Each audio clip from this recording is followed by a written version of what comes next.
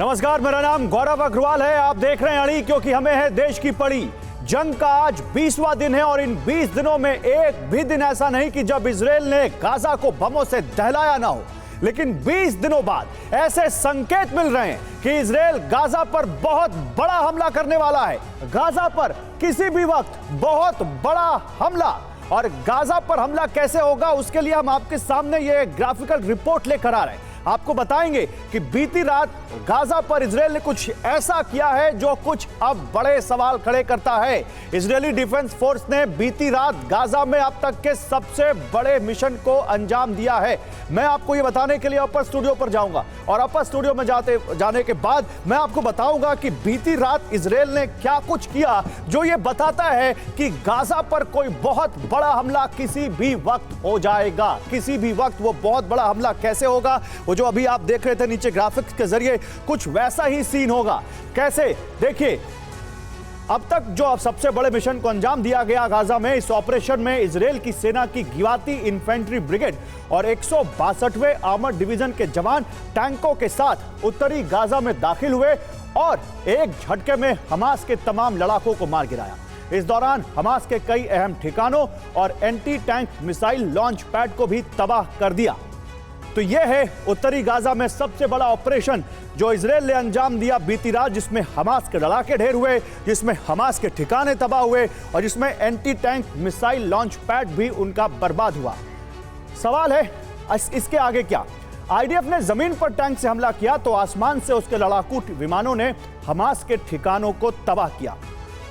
Israeli air force के लड़ाकू विमानों ने बीते 24 घंटे में हमास के 250 से ज्यादा ठिकानों पर बम बरसाए हैं। तो यह भी मैं आपको दिखाता हूं। देखिए, एक सवाल यहां पर यह, क्या यह बताता है कि यहां बहुत बड़ा हमला होने वाला है, या एक थ्योरी इसमें यह भी आती है कि कुछ है जो चल रहा है और बहुत बड़े हमले की आड़ में ऑलरेडी इजराइल वहां पर कुछ ऑलरेडी कर रहा है। कैसे, आप समझिए। इजरायली एयरफोर्स के लड़ाकू विमानों ने बीते 24 घंटे में हमास के 250 से ज्यादा ठिकानों को बर्बाद करने का दावा किया है। आईडीएफ के मुताबिक हमास के जिन ठिकानों को तबाह किया गया उनमें कई इंफ्रास्ट्रक्चर, कमांड सेंटर, सुरंग, रॉकेट लॉन्चर्स शामिल हैं। इजरायली सेना ने एक बड़ा दावा भी किया है। उसके मुताबिक हमास के रॉकेट लॉन्चर्स रिहायशी इलाकों के बीचों बीच हैं, जहां से इजराइल को लगातार निशाना बनाया जा रहा है। उन्हें भी एयर स्ट्राइक में बर्बाद कर दिया गया। इसके अलावा इजरायली नेवी ने खान यूनिस इलाके में हमास के एक surface to air missile launch position को भी बर्बाद कर दिया। बड़ी बात है कि ये ठिकाना एक मस्जिद और किंडरगार्टन यानी एक स्कूल के बेहद करीब था। अब सवाल है कि इजराइल आगे क्या कर सकता है। देखिए, आज हम आपको 2 प्लान बताने वाले हैं और वो दोनों प्लान बहुत अहम है। एक प्लान है इजराइल का, कैसे वो 5 चरणों में पूरे गाजा को पैसे को हमास से मुक्त कर देगा। और एक प्लान थोड़ा शो में जब आगे बढ़ेंगे तब बताएंगे कि सुरंग विजय के 5 प्लान कौन से हैं। पहले ये वाला प्लान देखिए 5 स्टेप वॉर प्लान जो सामने आया है इजराइल का। इस प्लान का पहला कदम है उत्तरी गाजा पर कब्जा। इसके लिए 3,60,000 जवानों को मिशन पर तैनात किया गया है। दूसरा कदम है हमास के लड़ाकों और नेतृत्व का खात्मा। तीसरा कदम है एक मजबूत बेस की स्थापना। चौथा कदम है हमास के खात्मे के लिए सटीक हमले और 5वां कदम है 5 साल के अंदर गाजा का डीमिलिटराइजेशन यानी असैन्यीकरण। ये यहां पर सामने आया है। तो ये गाजा का जो इजराइल के जो 5 पॉइंट प्लान है, इसी पर आगे हम बात करेंगे। ये 5 पॉइंट का जो प्लान है ये तो ठीक है, लेकिन जनरल सो इस वक्त मेरे साथ स्ट्रैटेजिक वॉर रूम में मौजूद हैं और भी खास मेरे साथ हैं। मेरे साथ जनरल बख्शी इस वक्त हैं और मेरे साथ कमांडर भारद्वाज भी इस वक्त मेरे साथ जुड़ चुके हैं इस पैनल में।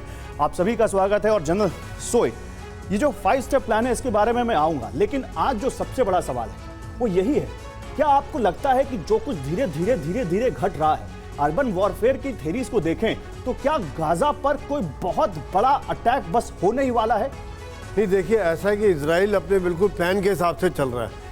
उन्होंने पहले जैसे पूरा गाजा पट्टी है इसको बर्बाद किए 2 हिस्सों में बांट दिया, नॉर्थ और साउथ। और नॉर्थ के इलाके से उन्होंने हमला करने का प्लान किया और 3 लाख से ज्यादा सैनिक इन्होंने इधर पूरे इलाके में। अगर यहाँ पे देखें, ये आप कह रहे हैं जी, तो यहाँ से नॉर्थ से लेके यहाँ से साउथ है और ये नॉर्थ, यहाँ तक का पूरे इलाके में 3 लाख से ज्यादा सैनिक इकट्ठे कर लिए इन्होंने। और उसके बाद लगातार यहाँ बम्बार्डमेंट हो रहा है, जहां जहां पर भी उनकी रेजिस्टेंस हो रही थी, जहां से भी फायर आ रहा था, उन जगहों को पिन पॉइंट करके बर्बाद किया है। इजराइल के पास तो क्षमता है कि कहीं से वो रॉकेट फायर फायर करते हैं वो पता कर लेते हैं, कहीं से अगर वो राइफल की गोली भी फायर करते हैं उनके अंदर वो भी क्षमता है कि वो भी पता कर सकते हैं कि अगर घर के पीछे छुप कर कोई स्नाइपर फायर कर रहा है तो तुरंत ही उसके ऊपर वो फायर करके उसको बर्बाद कर सकते हैं। तो यानी कि बिल्टअप एरिया के लिए उन्होंने पूरी तैयारी की हुई है। और फिर जैसा बता रहे कि ये टैंक्स लगे हुए, इन्फेंट्री लगी हुई है, आर्मर्ड फाइटिंग व्हीकल्स लगे हुए और आर्टिलरी मोटर लगे हुए चारों तरफ, जिसके द्वारा पहले एयर के द्वारा बम्बार्डमेंट हुआ, मिसाइल के द्वारा हुआ, अब इनके द्वारा भारी मात्रा में बम्बार्डमेंट करके और फिर ये टैंक्स आगे बढ़ेंगे, जहां फेंस 2-3 जगह तोड़ के वहां से आगे बढ़ेंगे और फिर एक सरप्राइज टाइप, क्योंकि वो समय नहीं बता रहे अभी कह रहे हैं आगे बढ़ेंगे, वो तो आगे ऑलरेडी बढ़े हैं, वो तो तस्वीर भी आ चुकी है। इतनी रात बुलडोजर चल रहे हैं जहां पर वो बाढ़ वो जो है जो सिलेक्ट करके जो फेंस में तोड़ के फिर वहां से जो अंदर गए हैं। तो आपके इस बात से सवाल एक स्टेप आगे जाता है। जनरल बख्शी इस वक्त मेरे साथ हैं। जनरल बख्शी, देखिए गाजा पर बहुत बड़ा अटैक, जिस बड़े ग्राउंड अटैक की बात की जा रही थी वो ग्राउंड अटैक होने वाला है, इसकी थ्योरीज तो बार आ रही हैं, लेकिन मैं इसमें एक रिवर्स थ्योरी शामिल करूं सर, आप ज्यादा अच्छे से समझते हैं। मैं ये क्यों ना मानूं कि वो जब बड़ा ग्राउंड अटैक होगा। अर्बन वॉरफेयर की थ्योरीज ये बताती हैं कि जो अभी तक दिखा है एक छोटे सेगमेंट में ऑलरेडी गाजा के अंदर इजराइल अपने मिशन को अंजाम दे रहा है और वो रह रहकर खबरें आ रही हैं जो बीती रात आई।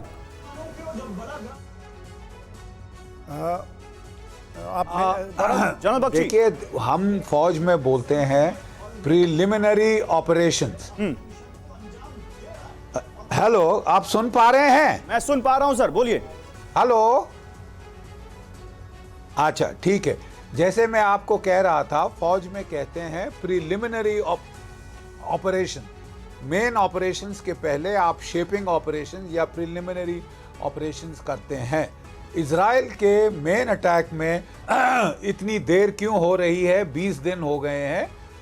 कई वजह हैं, मैं आपको लिस्ट करता हूं। नंबर 1, अमेरिका का दबाव, क्योंकि अमेरिका अभी वहां ग्राउंड पर बहुत सारे एंटी जो हैं मिसाइल डिफेंसेस, थर्ड पेट्रियट वगैरह पहुंचाना चाहता है, क्योंकि जैसे ही ग्राउंड अटैक शुरू होगा काफी चांसेस हैं, मतलब 100% चांसेस हैं कि हिजबुल्लाह, हाउतीज और जो हमास हैं, ये सब लोग मिलके कार्रवाई शुरू करेंगे मिडिल ईस्ट में।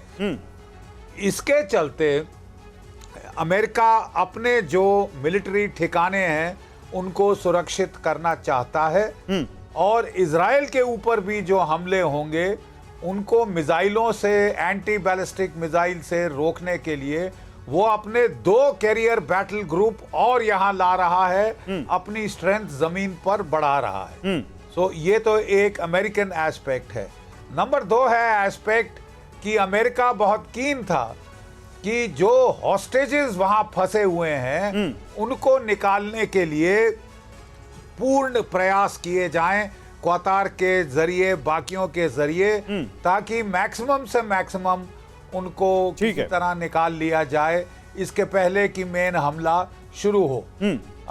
हमास काफी चतुर है, वो 2-2 करके छोड़ रहा है और जो 220 उसके पास हैं वो सारों को अभी छोड़ने के लिए तैयार नहीं है। ठीक है। नंबर 3 एस्पेक्ट टनल्स का एस्पेक्ट है कि वो पूरा एरिया जो है एक मेज ऑफ टनल, जिसको वो general Bakshi with your permission sir, general Bakshi with your permission sir, मेरे पास टनल्स को लेकर एक बहुत बढ़िया रिपोर्ट है और मैं चाहूंगा जिस टनल के बारे में इनपुट आप अभी दे रहे हैं उस वक्त उस बारे में बात करें जब हम एक सिनेरियो अपने दर्शकों के सामने रखें और फिर ज्यादा अच्छे से आपके इस इनपुट को मैं वहां पर अपने दर्शकों तक पहुंचा पाऊंगा। मैं आता हूं सर आपके पास, लेकिन मैं ग्राफिक्स दिखाना चाहता हूं यहां पर, फिर कमांडर भारद्वाज आपके पास आऊंगा। देखिए, गाजा में युद्ध के 20 दिन पूरे हो गए हैं और वहां पर इजरायली सेना ने इस दौरान हमास और दूसरे फिलिस्तीनी चरमपंथी संगठनों के हजारों ठिकानों को तबाह करने का दावा किया है। देखिए, इजरायल की मीडिया के मुताबिक 20 दिन में आईडीएफ ने हमास समेत दूसरे फिलिस्तीनी चरमपंथी संगठनों के 10,000 से भी ज्यादा ठिकानों को निशाना बनाया है। यानी एक दिन में इजरायली सेना ने दुश्मन के 500 ठिकानों को निशाना बनाया है। 10,000 हमले 20 दिन के हिसाब से देखें तो 500 हमले औसतन रोज कर रहा है इजरायल गाजा में।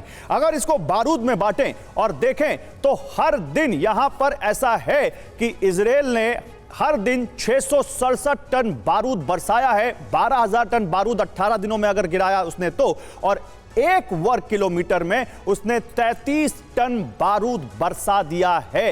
ये अभी तक की ये पूरी गणित कहती है, गाजा का बारूदी हिसाब कहता है। और ये कमांडर भारद्वाज ये बताता है इजराइल की डेस्परेशन, ये बताता है इजराइल की स्ट्रैटेजी, या जिस बहुत बड़े हमले की हम बात कर रहे हैं उस बहुत बड़े हमले की तैयारी।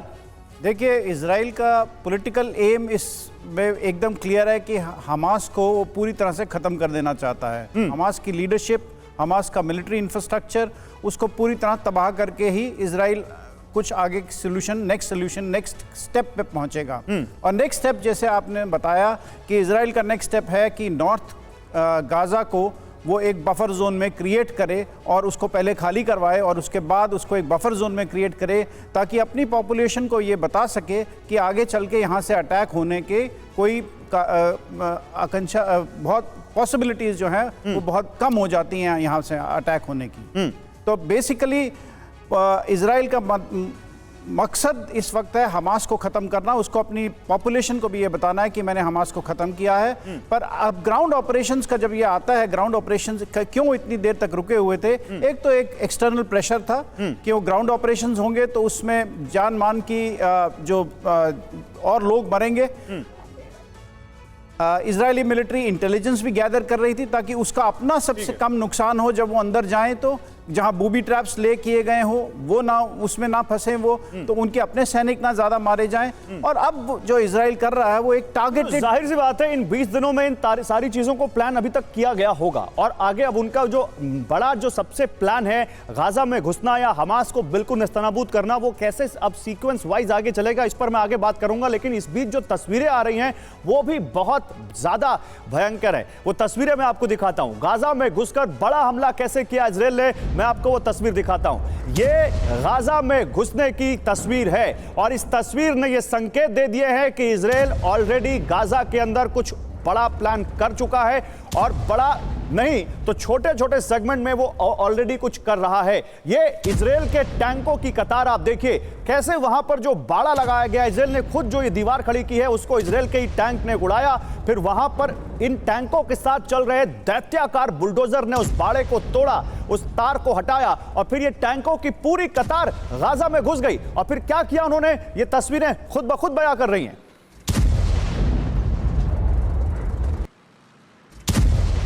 और उसके बाद हथियार केंद्र जो हमास का है उस पर इजराइल ने अटैक किया, ये पिन पॉइंटेड अटैक। अच्छा, ये भी अपने आप में बड़ी एक मिस्ट्री है कि ये अटैक जो होते हैं इजराइल किसी खास जगह पर जो करता है उसकी इंफॉर्मेशन उसको कैसे मिलती है, कैसे उसको पता चलता है कि ये हमास का हथियार केंद्र है, कैसे उसको पता चलता है कि मस्जिद में, इस किंडरगार्टन में, इस अस्पताल में हथियारों के गोदाम बना रखे हैं हमास ने। क्योंकि अक्सर ऐसी तस्वीरें आ रही हैं जो बताती हैं कि बिल्कुल जहां पर उसको टारगेटेड अटैक करना है वही अटैक होते हैं। और अब इजरायली नेवी का अटैक हम आपको दिखाते हैं। इजरायल की नेवी भी इस वक्त बहुत एक्टिव है। कल से लगातार ऐसी तस्वीरें आ रही है जो बता रहा है कि हमास अब मेडिटेरियन सी, भूमध्य सागर के जरिए इजरायल में घुसपैठ करने की कोशिश कर रहा है, और इजरायल की नेवी चाहे वो समंदर हो या समंदर से गाजा के अंदर हो, लगातार अटैक कर हमास के प्लान को नेस्तनाबूद कर रही है, हमास के ठिकानों को नेस्तनाबूद कर रही है और प्लान फेल कर रही है। जनरल सोई, मुझे यह बताइए, अब यहां पर आगे जो मैं सवाल बार बार जो एक सिचुएशन रखने की कोशिश कर रहा हूं, देखिए आप यहां देखिए हमास के उन ठिकानों को जिनके ऊपर हम देखते हैं ऊपर से बॉम्ब बरसाए जा रहे हैं, एक पिन पॉइंट अटैक हो रहा है। जाहिर सी बात है कुछ उनके पास इंफॉर्मेशन है, वो इंफॉर्मेशन क्या आपको कहती है, वो पिन पॉइंट अटैक क्या कहता है? नहीं, बिल्कुल गौरव, दो बातें, जैसे एक तो छोटा सा मैं इस कवर को भी दिखाऊंगा, बयान करूं, जो अभी आप दिखा रहे हैं, जो वीडियो जो फेंस तोड़ के जा रहे हैं, यानी कि यहाँ पे जो सबसे जो वल्नरेबल होता है, जहां पर सबसे ज्यादा खतरा होता है, जब वो फेंस तोड़कर निकल रहे हैं, जहां पर एक एक करके टैंक को निकलना पड़ता है, तो यानी कि अगर वहां पर ये पिन पॉइंट हमास कर दे, तो जैसे यहाँ से अगर जा रहे हैं तोड़ के, तो एक छोटा सा इलाका तोड़ा है, वहाँ से वो जा रहे हैं, वहाँ पर पिन पॉइंट कर दो, उस पर बहुत ज़्यादा डेंजर हो जाता है। तो इसी करके पहले वो पूरे इलाके को ख़त्म करते हैं, वहाँ से उनका जहाँ से भी रेजिस्टेंस आ सकता है उसको ख़त्म करते हैं, फिर ये टैंक तोड़कर बहुत तेज़ी से अंदर जाते हैं, और जो उनको पहले से टारगेट मिला होता है, जैसे भी आप बता रहे थे कि जहाँ जहाँ उनके हथियार जहाँ से फायर करते थे, एंटी टैंक वेपन थे, जहाँ थे वहाँ तेजी से अटैक किया जाता है, फायर किया जाता है, उनको बर्बाद कर दिया जाता है। दूसरी बात, जो उनको जो इंफॉर्मेशन मिल रही है, देखिए मोसाद को एक बार धोखा हुआ, लेकिन मोसाद उनके अभी भी ग्राउंड सोर्सेज बहुत अच्छे हैं, टेक्निकल इंटेलिजेंस बहुत तगड़ी है और उसके द्वारा वो पता लगा लेते हैं। आप देखिए कितने कमांडर्स को मारा। अगर गाजा के अंदर उस धोखे ने ये नौबत ला दी कि दुनिया में कभी भी तीसरा विश्व युद्ध हो सकता है, जिसकी अभी संभावना है। आप जैसे एक्सपर्ट्स, बहुत सारे एक्सपर्ट जता रहे हैं जनरल बख्शी। लेकिन मैं एक बार फिर से अपने उसी मुद्दे पर लौटना चाहूंगा। सर, ये जो टैंक अंदर गए, इनका मकसद क्या दिखता है आपको? क्या ग्राउंड अटैक ऑलरेडी स्टार्ट हो चुका है?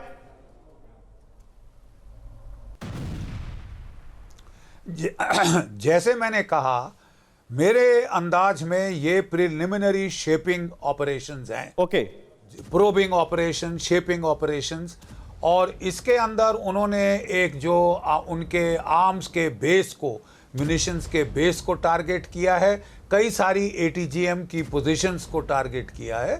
ये उनका इनिशियल प्रोबिंग अटैक है। अभी मेन अटैक मुझे लगता है अभी भी आना है, क्योंकि मेन अटैक के पहले one of the main things is what to do about the tunnels. जो अंडरग्राउंड मेट्रो खोल रखी है हमास ने गाजा पट्टी के अंदर, उसका क्या किया जाए। एक सॉल्यूशन है कि आप उनके अंदर फ्लडिंग करें, दूसरी सॉल्यूशन है कि तमाम जो तेल आ रहा है वो बंद करें, ताकि जो वेंटिलेशन सिस्टम जनरेटर्स पे काम कर रहा है उसका काम बंद कर दें, ताकि वो टनल्स में अंडरग्राउंड रह नहीं सकते। सर, एग्जैक्टली जो आप बता रहे हैं, एग्जैक्टली जिन वेंटिलेशन की आप बात कर रहे हैं, जिन जनरेटर्स की आप बात कर रहे हैं, जिस इलेक्ट्रिसिटी सप्लाई की आप बात कर रहे हैं, जिस वहां पर सैनिटेशन व्यवस्था की आप बात कर रहे हैं, आज हमारे पास वो सब कुछ है। और आज शायद मुझे लगता है जनरल बख्शी, आप उन चीजों को पढ़कर आए हैं, जो चीजें या जो चीजें आप जानते हैं वो हमने आपके मन की बात पढ़ ली है और इसलिए हमने वो सब कुछ तैयार कर रखा है। तुरंत वो लाएंगे, हम बताएंगे वो 5 प्लान्स कैसे इजराइल की डिफेंस फोर्स ने तैयार किया है और कैसे वो उन सुरंगों को नेस्तनाबूद, सुरंग पर विजय पाएगा। मैं अब दिखाना चाहता हूं गाजा में जमीनी हमले पर इजराइल के प्रधानमंत्री बेंजामिन नेतन्याहू ने बहुत बड़ा बयान दिया है। ये बिग वॉल पर आपके सामने वो बयान आ रहा है। देखिए, मैं इधर आ जाता हूं क्योंकि इधर तो बेंजामिन नेतन्याहू हैं, ये आपको दिख रहे हैं, इनकी फोटो देखिए और इन्हीं का बयान आपको दिखा रहे हैं। हम जमीनी हमले की तैयारी कर रहे हैं, बेंजामिन नेतन्याहू। मैं ये नहीं बताऊंगा कि कब, कैसे और कितने, मैं वो बातें भी नहीं बताऊंगा जो हमने हमले को लेकर तय की हैं। हमले से जुड़ी तय बातें नहीं बताऊंगा, इनमें से ज्यादातर की जानकारी जनता को नहीं है और ऐसा ही होना भी चाहिए। यही वो तरीका है जिससे हम अपने सैनिकों की रक्षा कर सकते हैं। इसके साथ ही नेतन्याहू ने यह भी बताया कि जमीनी हमले के समय उसके बारे में निर्णय सर्वसम्मति से लिया गया था। यानी कमांडर भारद्वाज ये तो कह रहे हैं कि हमने जमीनी हमले का ले लिया है फैसला, जमीनी हमले का फैसला ले लिया है। और नेतन्याहू की बातों से लगता है कि हो सकता है आज रात में, हो सकता है अभी जब हम बात कर रहे हैं उसके चंद मिनटों बाद, कभी भी हो जाएगा हमला। देखिए, जमीनी हमले की तैयारी तो बहुत देर से चल रही है। उनकी स्पेशल वो कह रहे हैं फैसला ले लिया है, फैसला ले लिया गया है। आज एक रिपोर्ट आई थी, इकोनॉमिस्ट में ही मैं पढ़ रहा था कि वहां पर नेतन्याहू और आर्मी के बीच में थोड़े से डिफरेंसेस हैं। और डिफरेंसेस इसलिए भी उभरे क्योंकि एक वॉर कैबिनेट की मीटिंग हुई जिसमें से एक लीक ये आई कि नेतन्याहू कह रहे हैं कि आर्मी अभी तैयार नहीं है, इसलिए हम ग्राउंड ऑपरेशन नहीं कर सकते हैं। तो इसका आर्मी के ऊपर, आर्मी ने इसको बहुत बुरी तरह अलग तरीके से लिया और शायद अब तभी वो कह रहे हैं कि हमारी सहमति है, सबकी सहमति है कि ग्राउंड ऑपरेशंस होना चाहिए। और इजरायली आर्मी भी चाहती है कि हम कब तक दूसरों की या वेस्टर्न पावर्स की बात सुनते रहेंगे और ये अपने आप को कॉम्प्रोमाइज़ करते रहेंगे। अब वो इस वक्त वो किसी हालत में कॉम्प्रोमाइज़ नहीं करना चाहती। आईडीएफ चाहती है कि पूरी तरह से वो गाजा में घुसे, नॉर्दर्न गाजा के ऊपर जितनी जल्दी कब्जा कर सके वो करे। हाँ, ये मुमकिन है कि नहीं, ये अलग बात है, इसको वक्त लगेगा, ठीक है, और ये बहुत महीने लगेंगे, साल भी लग सकते हैं। चलिए, साल लगेगा, महीना लगेगा और कैसे ये प्लान एग्जीक्यूट होगा वो देखना होगा। लेकिन पहले मैं कुछ बड़ी खबरें दिखाता हूं, फिर अपने वॉर एक्सपर्ट्स के पास जाऊंगा। गाजा युद्ध में हमास को बहुत बड़ा नुकसान। इजराइल के हमले में हमास कमांडर हसन अल अब्दुल्ला की मौत हो गई। आईडीएफ की एयर स्ट्राइक में हमास के कई लड़ाके मारे गए। तो आईडीएफ यानी इजराइल डिफेंस फोर्स लगातार ये एयर स्ट्राइक कर रही है और 10,000 का तो हमने हिसाब आपको अभी बताया। लेकिन इसी बीच एक और बड़ी खबर, गाजा के स्वास्थ्य मंत्रालय का बड़ा दावा, गाजा युद्ध में 7,028 फिलिस्तीनियों की अभी तक मौत हो चुकी है। 7 अक्टूबर के बाद यानी आज जब 20वां दिन है, 2,913 बच्चे अपनी जान गंवा चुके हैं। तो ये जो तस्वीर आपके सामने उभर कर आ रही है इस युद्ध की, ये सबसे खराब तस्वीर होती है जहां निर्दोष लोग, जहां आम लोग अपनी जान गंवाते हैं। मैं जनरल बख्शी चलते चलते आपसे एक सवाल लेना चाहता हूं। जनरल बख्शी, मुझे ये बताइए, अर्बन वॉरफेयर जो होता है, जिस अर्बन वॉरफेयर में जहां आप देखिए बड़े बड़े जो हथियार हैं बड़े बड़े देशों के सुपर पावर के, वो बेकार हो जाते हैं। सकरी गलियों में, बिल्टअप एरियाज में लड़ाई लड़नी होती है और वहां पर कैजुअल्टीज की आशंका ज्यादा होती है। तो कहीं ऐसा तो नहीं है कि बड़े बड़े हथियार हम दिखा रहे हैं, बाहर टैंक खड़े कर रखे हैं, बुलडोजर खड़े कर रखे हैं, और वो सकरी गलियों में, छोटी गलियों में वो ऑपरेशन, छोटे छोटे ऑपरेशन ऑलरेडी स्टार्ट हो चुके हों? जनरल बख्शी, देखिए, बात ऐसी है कि military operations in built up terrain ये सबसे मुश्किल ऑपरेशन है। एक 1:10 की सुपीरियरिटी या ज्यादा की सुपीरियरिटी चाहिए होती है।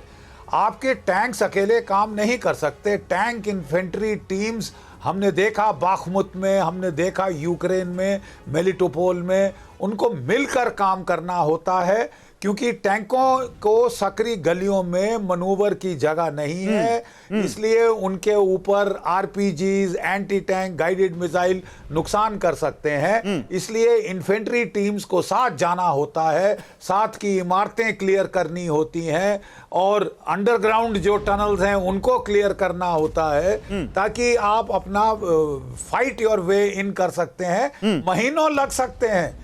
आपको याद रहेगा कितने महीने लगे थे स्टालिनग्राड, लेनिनग्राड की लड़ाइयों में, और एक एक बिल्डिंग के लिए कितने दिन लड़ाई चली थी।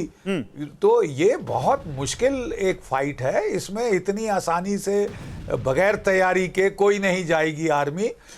सब प्रिपेयर करेंगे, इंटेलिजेंस बनाएंगे। और मैंने आपको बताया कि मेन उनकी प्रॉब्लम है what to do with the tunnels. What to do with tunnels? Tunnels को फ्लड कर सकते हैं। What to do with tunnels? के माउथ को लोकेट करके उनको ब्लास्ट करने की कोशिश। एक्चुअली जो आप कह रहे हैं यही सब जो आप कह रहे हैं यही मैं बताना चाह रहा हूं। मैं यही बताने चाह रहा हूं। देखिए सर, आप रहिए मेरे साथ, मैं आता हूं। देखिए, इससे पहले मैं इससे खबर जोड़ूं जो इसी खबर से जुड़ती है, और वो खबर हिजबुल्लाह से जुड़ी हुई है। और टनल्स अगर आप सोच रहे हैं केवल हमास ने बना रखी है, तो ऐसा नहीं है। हिजबुल्लाह भी टनल्स का मास्टर है, और वो कैसे मैं आपको आगे बताऊंगा। लेकिन इस बीच लेबनान बॉर्डर पर हिजबुल्लाह ने एक ऐसी मिसाइल दागी है जिसने सनसनी मचा दी।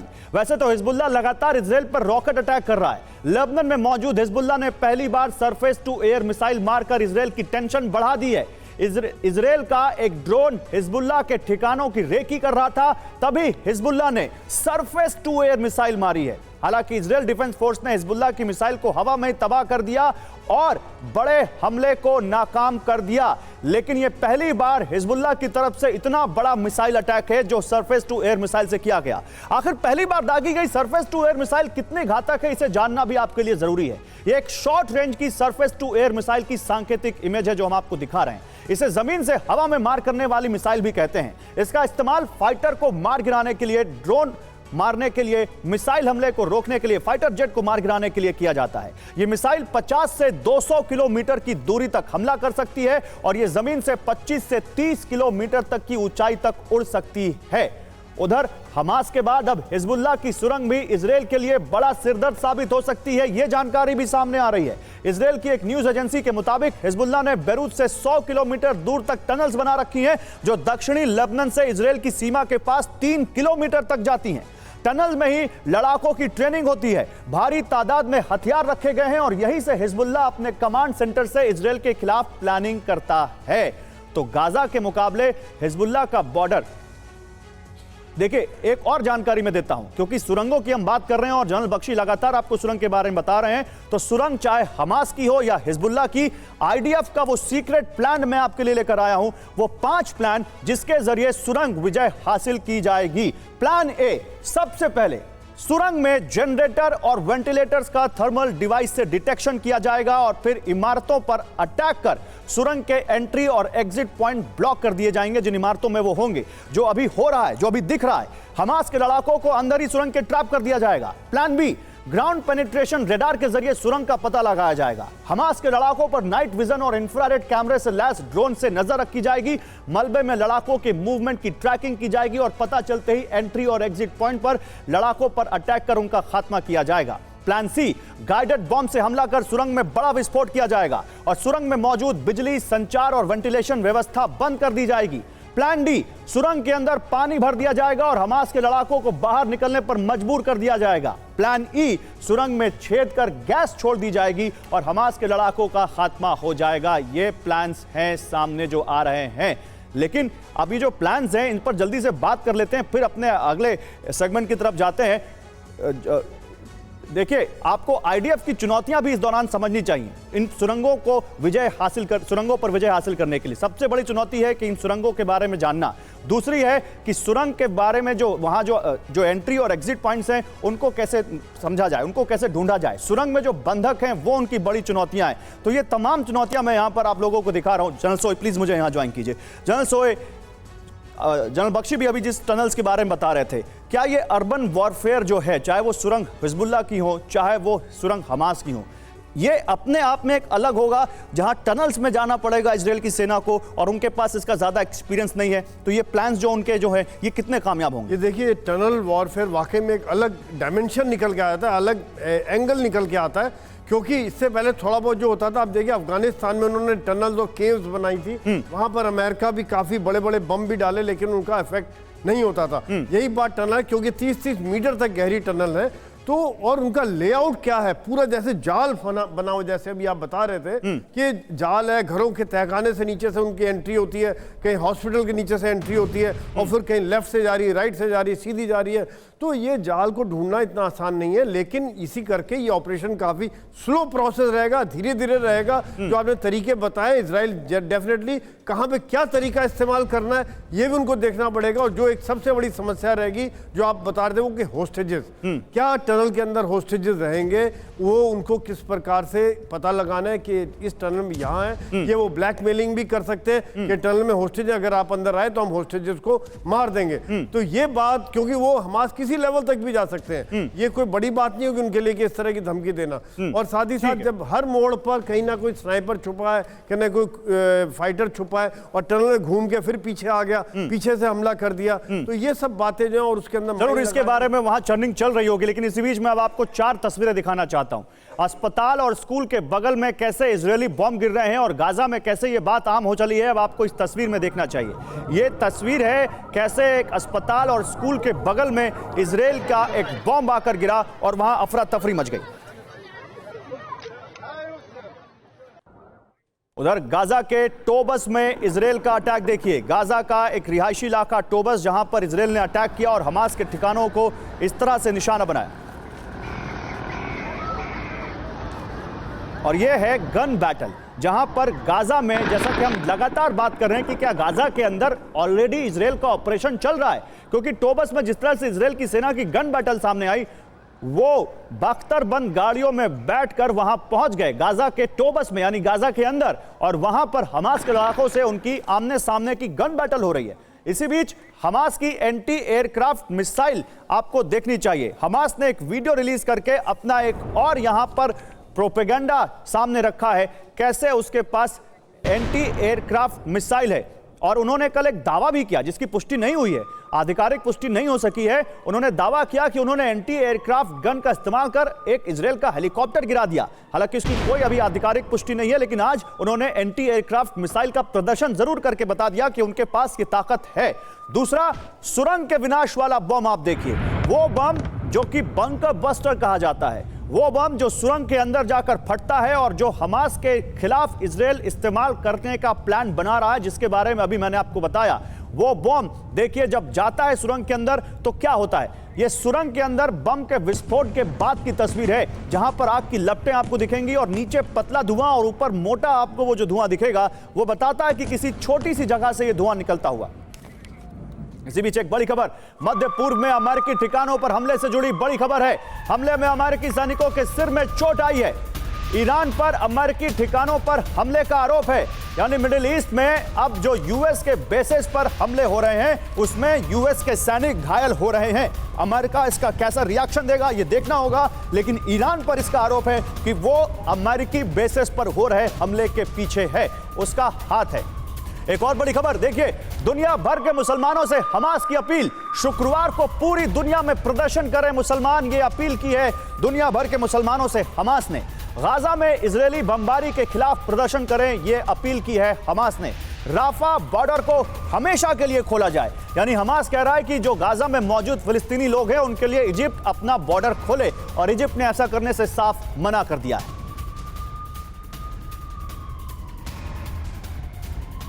इस बीच इजरायल को लगातार धमकी दे रहे ईरान ने मिलिट्री एक्सरसाइज करके दुनिया के सामने अपना शक्ति प्रदर्शन किया है। आपको वो तस्वीर देखनी चाहिए। ईरान लगातार दुनिया से कह रहा है कि इजरायल के खिलाफ इकट्ठे हों, खासकर मुस्लिम देशों से अपील कर रहा है कि आपको साथ आना चाहिए। आपके बंटवारे ने इजरायल को गाजा पर हमला करने की शक्ति दी है, और ईरान ने अपना शक्ति प्रदर्शन भी किया है। अपने फाइटर कॉम्बैट हेलीकॉप्टर्स, अपने टैंक्स, अपने लड़ाके, अपने स्नाइपर्स, सबका वहां पर वो प्रदर्शन करता हुआ।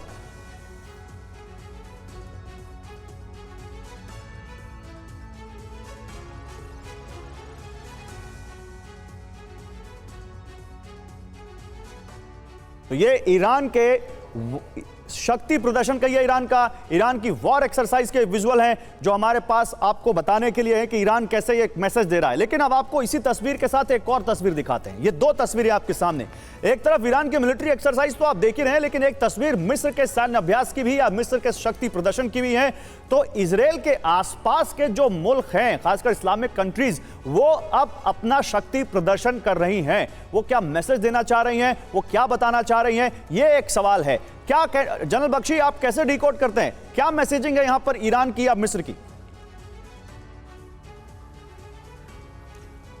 देखिए, जहां तक ईरान का सवाल है, मोस्ट लाइकली जो पावर है जो मिलिटरीली इन्वॉल्व हो सकता है वो ईरान है, और ईरान भी खुद डायरेक्टली इन्वॉल्व होने के पहले अपने प्रॉक्सीज को धकेलना चाहेगा। हमास, हिजबुल्लाह, हाउतीज, ठीक है, इनको एक्टिवेट करने के बाद अगर उसे लगा कि मेरी तरफ कुछ खतरा आ रहा है, तब ईरान ज्वाइन करेगा, क्योंकि ईरान को भी कीमत पता है।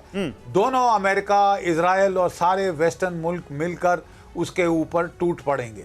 तो मैं नहीं समझता कि वो इतनी आसानी से ये फैसला लेगा, बट ले सकता है। We can not rule out that possibility. ठीक है, मैं इस सवाल को जोड़कर एक और सवाल लाऊंगा आपके सामने। सवाल है सीरिया, इराक, उनकी चांसेस कम हैं। ठीक है, आप कह रहे हैं सीरिया और इराक के चांसेस कम है, लेकिन ईरान के शामिल होने से और अमेरिका के इसमें कितनी सहमति होने से जुड़ा एक सवाल मेरे पास है। लेकिन उससे पहले यह खबर, इजरायली सेना का कमांड सेंटर आपको दिखाते हैं, जहां पर लगातार मॉनिटरिंग हो रही है गाजा युद्ध की। ये देखिए, इजरायली सेना के बड़े अफसर आपको दिखाई दे रहे हैं जो लगातार वहां पर टुकड़ियों से संपर्क में हैं। कमांड सेंटर में कैसे बड़े बड़े अफसर आपको दिखाई देंगे, दैट टू इन वर्दी, और उसके साथ जैकेट्स भी उन पर आप देख सकते हैं जो बुलेट प्रूफ जैकेट से लैस हैं। ये इजरायली सेना का कमांड सेंटर है, जहां से इजरायल के अफसर, सैन्य अफसर लगातार इस पूरे ऑपरेशन पर नजर बनाए हुए हैं। ये कमांड सेंटर कैसे काम करता है, ये हम आपको दिखा रहे हैं। एक छोटा सा सवाल यहां पर कमांडर भारद्वाज, ये कमांड सेंटर इस वक्त कैसे काम कर रहा होगा, एक छोटा सा जवाब अगर आप दें। देखिए, कमांड कंट्रोल सेंटर जो है मिलिट्री के लिए वो बहुत ज़रूरी है, और आजकल की टेक्नोलॉजी अगर देखेंगे तो उसके पास लाइव इमेजेस आ रही होंगी इस वक्त जो उनकी सेनाएं आगे बढ़ रही हैं। अगर एयरक्राफ्ट है, एविएशन सेक्टर से उनकी टैंक्स जैसे आप बता रहे हैं अंदर जा रहे हैं, कमांड सेंटर में पूरी एक होलिस्टिक पिक्चर लीडरशिप के पास अवेलेबल रहती है, जिससे कि वो डिसीजन मेकिंग उसके लिए आसान हो सके बेसिकली, कि कहाँ पर युद्ध करना है, कहाँ पे युद्ध नहीं करना, कहाँ पे कितनी गोलाबारी करनी है, कहाँ पे प्रिसिशन गाइडेड म्यूनिशंस यूज करने हैं। आपने बताया कि अब हमास जो है वो टारगेटेड अटैक्स कर रहा है, और वो प्रिसिशन गाइडेड म्यूनिशंस के साथ कर रहा है, जिसकी एक्यूरेसी एक मिसाइल की लगभग 95% आप कह सकते हैं होती है। 90 to 95% एक्यूरेसी के साथ वो उस टारगेट को अटैक करती है। और टारगेट लिस्ट इस कमांड सेंटर के पास, ये टारगेट लिस्ट इंटेलिजेंस ने पहले ही, मिलिट्री इंटेलिजेंस ने गैदर करके रखी होती है कि ये टारगेट्स हैं, इनके ये कोऑर्डिनेट्स हैं, और इन पे अटैक करना है, कब करना है, कब नहीं करना, ये decision command and control centre लेता है, और कमांड एंड कंट्रोल सेंटर की बहुत अहमियत है किसी भी वॉर ऑपरेशंस को कंडक्ट करने में। ठीक बात है। और और आजकल वो अहमियत दिख भी रही है पिछले 20 दिनों से, जिस तरह से पिन पॉइंटेड अटैक इजराइल कर रहा है, जैसा कि यहां पर हम दिखा रहे हैं। मैं इस बीच अब आपको कुछ और दिखाना चाहता हूं, हमास के हथियार केंद्र पर कैसे अटैक किया है। जिस कमांड सेंटर की एक्यूरेसी की बात कर रहे थे यहां पर कमांडर भारद्वाज, वो हमला जब होता है उसके हमले के बाद गाजा की तस्वीर कैसे आती है सामने, ये आपके सामने देखिए। वहां पर जेसीबी लगानी पड़ रही हैं, अर्थ मूविंग मशीन्स लगानी पड़ रही हैं, ताकि गाजा से वो जो मलबा है वो हटाया जा सके। जो आने वाला युद्ध है उसकी क्या तस्वीर पेश करती है ये हमला क्या तस्वीर पेश करता है, ये आप देखिए। क्या आने वाले समय में यही भविष्य होने वाला है? क्या जनरल बख्शी, क्या आने वाले वक्त में अब गाजा का जो युद्ध है ये तस्वीर उसी भविष्य को बयां करती है? नहीं, बिल्कुल, क्योंकि बहुत अगर ग्राउंड इन्वेजन शुरू हो जाती है, जिसका अंदेशा बहुत ऑलमोस्ट सर्टन है, तो उसमें तो बहुत जान माल का नुकसान होगा। और अगर सिविलियंस वहां से, अभी तक तो नहीं हमने कोई एक्सोडस देखा नॉर्थ गाजा से, वो कोलैटरल डैमेज बहुत हद का होगा, बहुत ही ज्यादा कोलैटरल डैमेज होगा। जैसे हमने देखा है वैसे बाखमुत में, मेलिटोपोल में, मारियोपोल में, यूक्रेन के अंदर, वो तो सारी जो सिविलियन जनता थी वो भाग गई थी और मुट्ठी भर ही रह गए थे, इसलिए कोलैटरल डैमेज थोड़ा कम हुआ। लेकिन नहीं तो अगर वो हमास सिविलियंस को निकलने नहीं देते, नहीं तो जनरल बख्शी, फिर मुझे एक चीज बताइए, जनरल बख्शी एक चीज बताइए, फिर जब यहां पर इजराइल की सेना घुसेगी, इस तरह का मलबा जिस तरह से दिख रहा है, यहां हो सकते हैं कुछ ट्रैप्स हो, कुछ बूबी ट्रैप्स हो, कुछ यहां पर ऐसे हो जिनसे उनको चुनौती, जिनसे होकर उनको गुजरना पड़े, जैसा हमने मोसूल में देखा था। मोसूल की लड़ाई कही जाती है सबसे टफ अर्बन वॉरफेयर की लड़ाई थी, तो यहां क्या चुनौती होंगी इजराइल के लिए? नहीं, देखिए, ने बहुत बहुत आपने अच्छा सवाल किया है। वर्ल्ड वॉर 2 में जब जर्मनी के ऊपर हमले हो रहे थे, वो भी अर्बन वॉरफेयर कर रहे थे, और उस वक्त खूब भारी बॉम्बिंग की गई। उस बॉम्बिंग से इतना मलबा हुआ कि चप्पे चप्पे पर जो है पत्थरों के पीछे छुपकर German sniper, German machine guns fire कर सकती थी, और उन्होंने ऑपरेशन को और लंबा खींच दिया। तो आपको अब जो है अपनी बॉम्बिंग बड़े डिस्क्रिमिनेट तरीके से करनी पड़ेगी, बड़ी ही पिन पॉइंट रखनी पड़ेगी कि पूरे आने जाने के रास्ते, मनूवर के जो ये आप कह रहे हैं कि यहाँ पर बहुत चुनौतियां हैं जिनको पार पाना पड़ेगा इजराइल को। लेकिन अब मैं ग्राफिक्स के जरिए अमेरिकी राष्ट्रपति जो बाइडेन का एक बयान दिखाना चाहता हूं। वो क्या कह रहे हैं? बाइडेन के मुताबिक हमास के हमले की बड़ी वजह भारत, मध्य पूर्व एशिया, यूरोप आर्थिक गलियारा भी है। दरअसल ये गलियारा पूरे मिडिल ईस्ट को जोड़ने वाला गलियारा है, जो भारत और इजराइल के साथ यूरोप तक जाता है। मिडिल ईस्ट का जुड़ना हमास के हमले की बड़ी वजह है। एक नया एंगल यहां पर अमेरिका के राष्ट्रपति जो बाइडेन ने दे दिया है। अब इनके इस बयान का मतलब मेरे पास समय होगा तो मैं पूछूंगा अपने मेहमानों से, लेकिन जनरल बख्शी, जनरल सोई, कमांडर भारद्वाज, आप तीनों का बहुत शुक्रिया हमारे साथ इस डिबेट में शामिल होने के लिए।